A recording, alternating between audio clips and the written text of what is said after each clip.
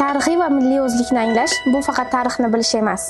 Bu bizning kim ekanimizni, qanday yo'l bosib o'tganligimizni chuqur his qilishdir. Har bir millatning eng katta boyligi uning tarixi, madaniyati va ajdodlardan qolgan o'lmas merosidir. Milliy o'zlik bayroqdagi ranglar emas, u yurakdagi g'urur, ongdagi tarix va kelajakdagi eng buyuk mas'uliyatdir. Har bir toshlarda, satrlarda va naqshlarda milliylikning izlari yashaydi.